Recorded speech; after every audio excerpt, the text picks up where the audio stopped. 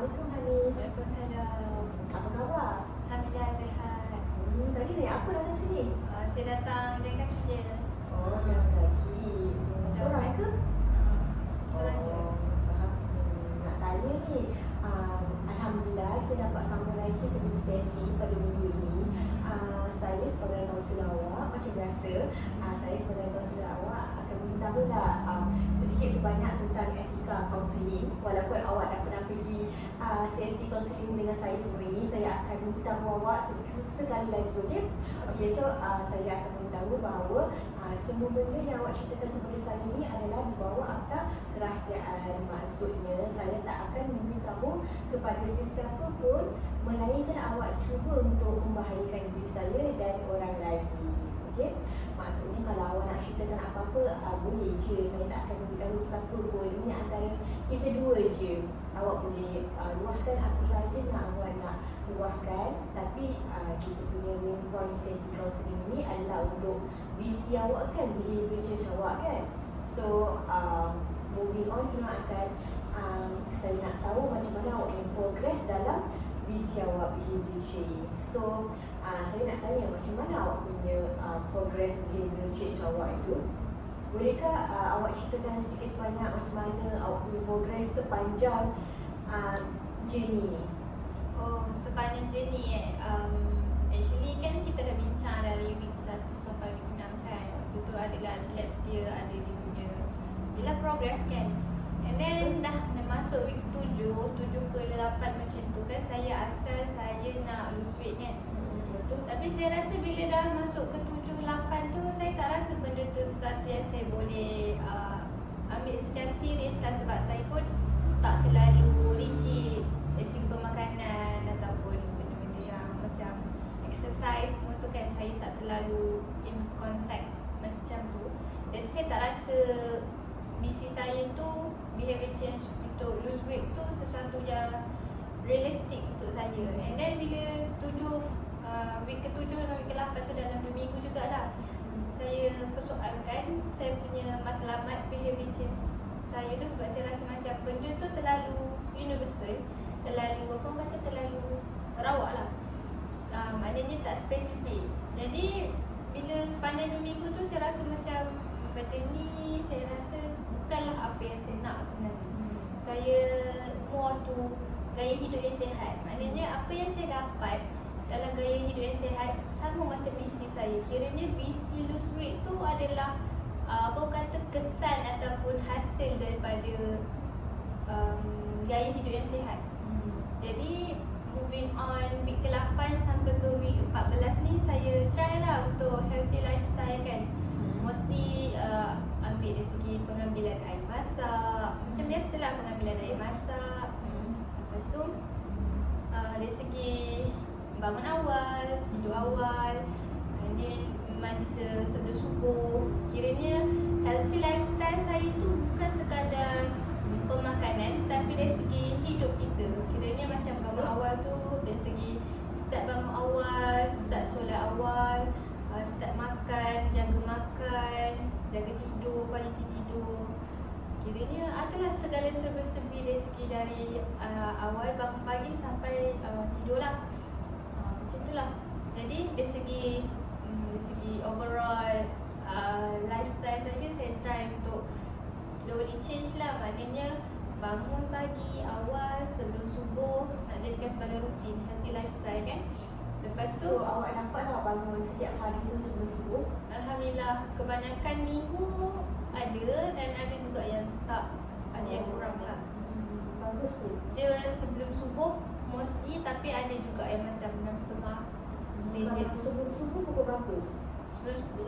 Sebelum subuh lebih pada 5.30, 5.50, pukul 6. Sebab sekarang kan subuh tak awal, jadi boleh lah. Dari segi makanan, Alhamdulillah sepanjang week 7 sampai 11, 12 tu saya okey. Cuma baru-baru ni lah, week 13 ke 14 saya agak relax sebab saya pergi camp. Jadi kita penat. Jadi dari penat tu kita, kalau rehat kita, kira ni macam adalah 3 hari awal ni saya banyak tidur. tidur. Sebab saya rasa penat. Itu daripada penat tu saya relax. Kiranya macam saya tak jaga makan saya lah. Yalah, faham. Jadi saya tak jaga makan saya tapi saya makan. Cuma tak jagalah makan. Kalau sepatutnya pukul 8 saya makan, pukul 8 tu maybe saya makan juga, makan biskut. Tapi benda tu bukanlah replacement atau pengganti nasi yang bagus lah. Jadi pukul 11 ke pukul 12 macam tu baru saya start makan nasi balik untuk makan makan tengah hari, berangkat makan malam. Tengoklah waktu. Jadi bila awak relax, apakah perasaan awak? Awak rasa bersalah ke ataupun awak rasa tak apalah, lantaklah, awak dah tak peduli lagi ke macam mana perasaan awak? Sejujurnya saya rasa saya tak peduli sebab saya tahu kenapa saya relax dan kiranya saya ambil take time lah. Maknanya kita sedar kita relax tapi dalam masa yang sama kita cuba untuk bertanggungjawab lah. Maknanya taklah on the spot. Relax tu kita nak berubah, tak adalah kita ambil masa untuk diri sendiri untuk stablekan balik momentum kita. Sebab momentum saya untuk BC ni agak teralih disebabkan camp. Tapi saya bersyukur jugalah dekat camp tu saya dapat bangun awal. Maknanya memang healthy lifestyle kat situ lah sebab kita main beraktiviti yang lasak. Cuma bila dah biasa lasak selama 3 hari tu, badan kita dah biasa. Lepas tu kita kembali kepada kita punya gaya hidup yang agak relax. Itu dia jadi macam agak kontradik. Jadi tak biasa. Macam tu lah. Jadi progres awak sekarang ni dah tak ada relax lagi ke? Relax awak pada waktu camp itu sahajalah. Kebanyakannya camp tu je. Jadi sekarang progres awak masih dah konsisten balik ke macam mana? Sekarang ni saya start balik konsisten untuk BC ni kan sebab saya baru-baru relax. Jadi insyaAllah kita tengoklah esok macam mana. Okay, saya nak tanya dalam skala 1 ke 5 macam mana awak punya improvement sekarang ni? Improvement lepas relax? Betul? Dalam 3. Oh, masih ada kurang lagi lah. Ada kurang lagi. Selain tu macam mana awak cope bila awak tengah stres? Sebab macam susah kan nak cope dengan BC ni lagi dengan week 14 lagi banyak macam-macam assignment. Macam mana awak cope? Adakah daripada sokongan keluarga ke, kawan ke ataupun daripada sokongan diri awak sendiri? Kalau bagi saya more tu sokongan diri sendiri sebab minggu-minggu hujung ni saya more tu duduk sini jadi support tu pada diri sendiri lah. Cuma kalau stres tu kita try lah call mak ayah ke sebab suara diorang kan telepatik kan. Jadi dari situ kuranglah sikit stres saya sebab saya perasan stres pun membawa efek jugalah pada behavior change saya sebab saya nak healthy lifestyle. Dalam masa yang sama stres tu mengganggu saya dari segi tidur lah. Tidur dia start ganggu saya punya schedule tidur. Daripada dapat tidur awal dia macam lambatkan. Maknanya dia taklah lambat sangat. Kira-kira 12:30 malam sebelum tu dia dah tidur. Kalau macam terrelax tidur lambat pun mungkin dah pukul 1 je. Tak pernah lebih daripada situ. Tapi mostly stres saya mengganggu saya sebab 12:30 malam sebelum kira macam 11.50 macam tu baru saya start tidur kan. Bagi saya benda tu walaupun sebelum 12:30 malam tapi dia kategori lewat lah untuk saya sebab konsep saya sekarang ni nak bangun awal kena tidur awal. Sebab sebelum ni mungkin kurang stres. Jadi saya berjaya untuk minggu-minggu yang 7, 8, 9 tu kan saya berjaya lah tidur awal dalam pukul 10, 9:30 saya dah start lah masuk tidur. Dan time tu saya perasan memang waktu tu mood saya pun okey. Saya dapat merangkumi saya punya apa yang saya nak. Dan tu mood saya okey. Saya rasa berat badan saya pun start turun time tu lah. Turun tak banyak, dalam sekilo 2 kilo tapi benda tu penurunan yang sihat lah. Betul. Betul lah kalau kita tidur lambat kita pun akan gain weight. Kalau kita tidur awal kita orang pun akan lose weight slowly. Betul lah, memang orang cakap tidur tu memang memainkan peranan yang penting untuk nak lose weight ataupun untuk nak gain weight. Okay. Selain tu macam mana dengan awak punya progress BC di kelas pula, maksud saya di uni? Universiti. Macam yang saya cerita tadi. Macam manakah pemakanan saya? Pemakanan awak? Makanan saya more tu pagi tu makan elok lah macam biasa pukul 8, 9 macam tu. Kat rumah sewa lah. Kat rumah sewa. Jadi ni masih boleh co-op dengan cara pemakanan yang sihat lah. as long as belum 10 pagi lagi. Tapi saya rasa badan saya mau tu pukul 8 lah. Pukul 8 kalau tak makan, saya dah start rasa sakit perut. Faham? Tu Alhamdulillah lah, saya perasan healthy lifestyle kan. Bila saya buat je BC yang baru, maknanya saya renew matlamat saya punya penentu kalau saya dapat membuang setiap hari, maknanya saya masih okey. Maknanya masih kesihatan saya masih okey lah. Sebab bagi saya kalau tak membuang dalam sehari tu agak bermasalah lah. Itu penanda kita maybe tak cukup air atau makan ataupun serat. Macam tu lah. Jadi awak jenis yang membuang setiap hari lah. Ya, saya membuang setiap hari. Oh, baguslah tu, sebab itu pun dapat mengurangkan berat badan kita juga kan.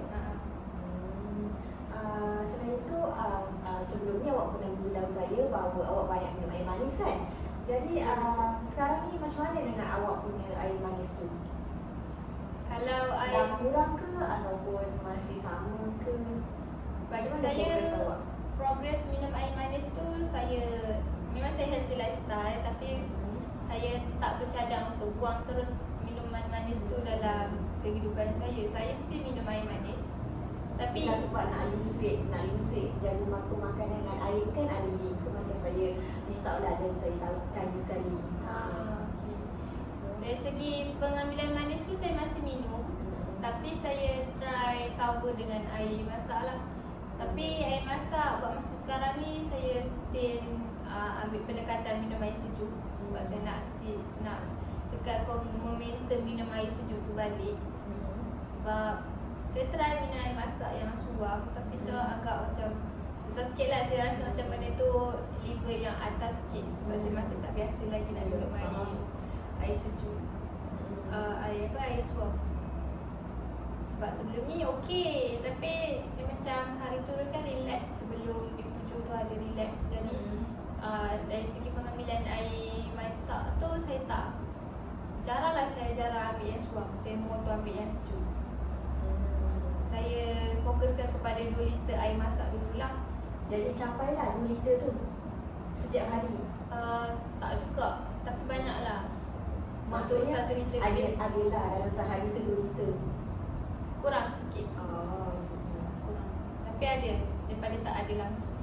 Bagus tu, sebab saya boleh nampak effort awak tu. Susah nak minum sehari 2 liter. Saya nampak kalau 1 liter lebih pun dah kira bagus dah.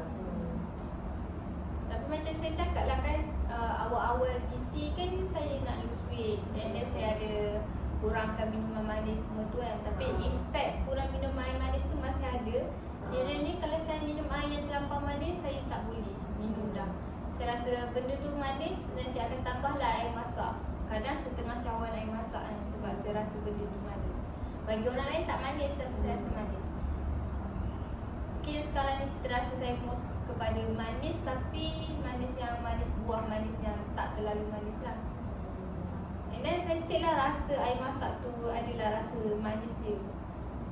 Maksudnya? Maknanya kalau sebelum ni saya tak pernah rasa pun air masak ni ada rasa manis ke, sedap ke. Saya rasa air masak tu tak sedap. Tapi sekarang ni saya rasa air masak tu sedap. Saya kadang-kadang saya rasa macam minum air masak tu lebih bagus daripada minum air manis. Sebab bila manis sangat saya rasa tak tahan. Alhamdulillah, baguslah awak dah dapat kesedaran bahawa macam air masak tu macam rasa sedap untuk awak. Memang susah kan nak minum air masak setiap hari kan.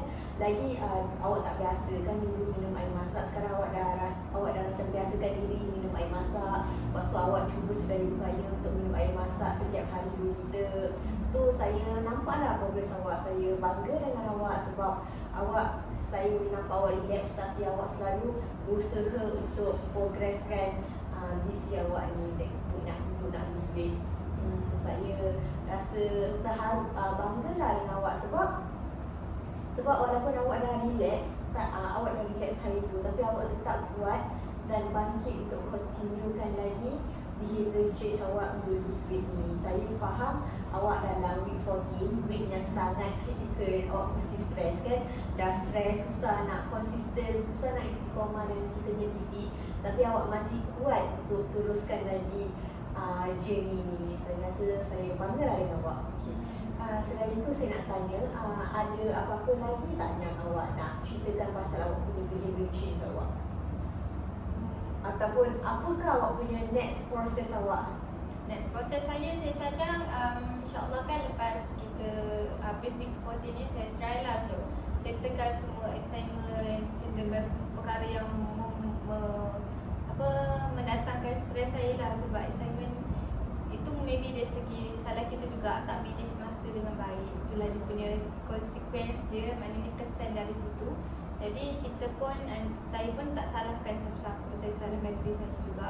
And then saya slowly ambil tanggungjawab tu untuk settlekan semua supaya saya rasa kurang beban. And then saya dapat fokus balik lah, tidur awal, makan dengan lebih teratur. Sebab fikir je saya rasa stres, stres tu saya rasa malas nak fikir. Jadi benda tu coping mechanism yang tak bagus. Dan kalau saya still dengan cara fikir yang tu, saya susah lah nak fokus balik pada behavior change saya kan. Sebab matlamat saya behavior change ni bukanlah sekadar 6 bulan ni. Maknanya benda ni makan tahun. Sebab saya pun try juga, pernah buka apps lain kan, dia motor calorie deficit, whatever, something like that.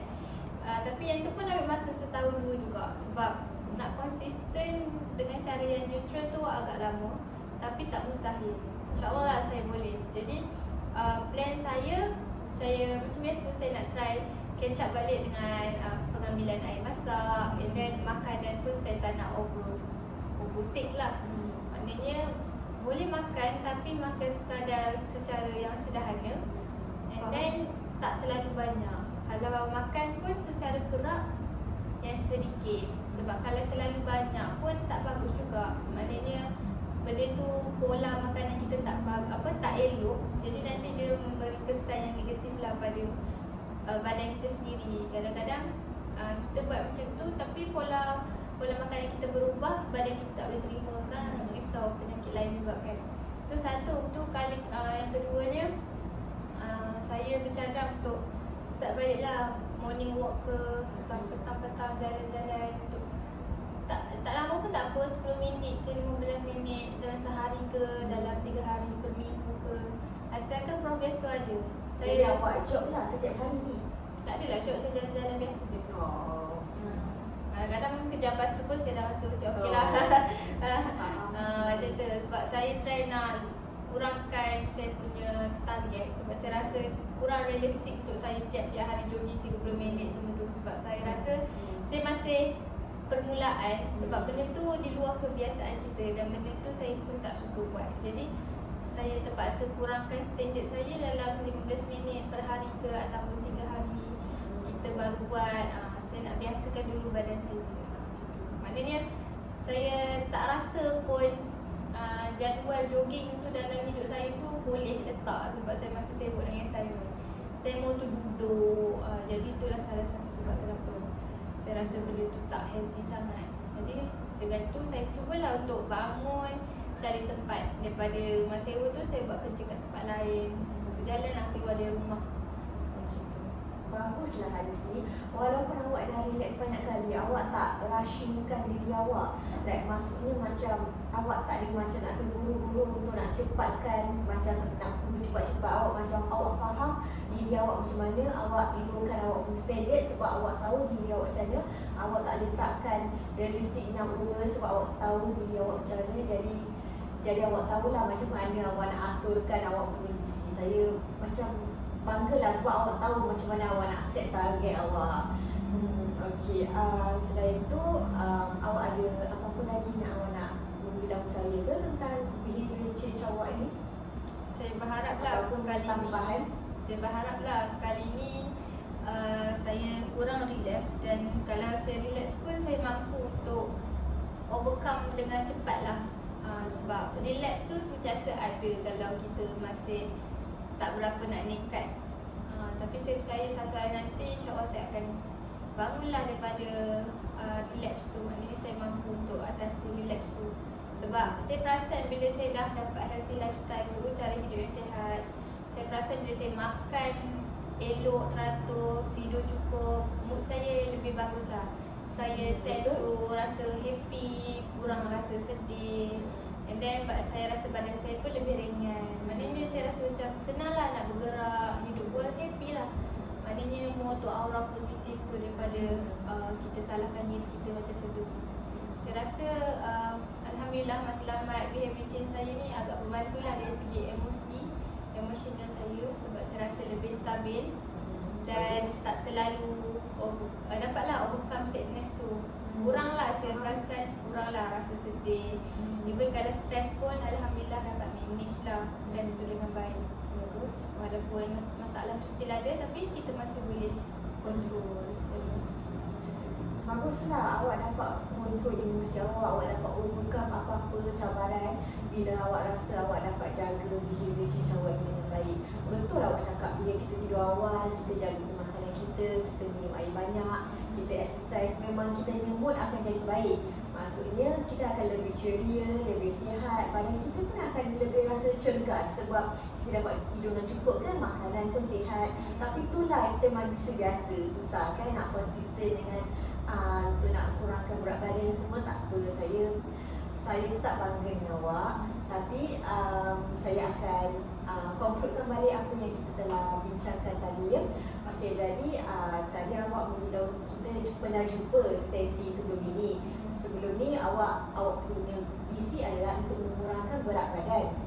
Dan tadi awak memberitahu saya bahawa awak ada relax pada minggu ke-7 dengan 8. 7, 8, 9 sebab awak stres dengan assignment awak stres dengan uni awak kan, sebab awak tak boleh konsisten lah. Okey, tak apa, saya faham.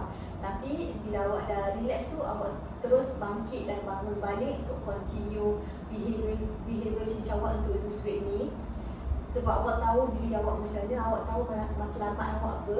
Saya bangga dengan awak sebab walaupun awak dah relax beberapa kali ni, awak tetap cuba sedaya upaya untuk masih nak tidur awal, jaga pemakanan.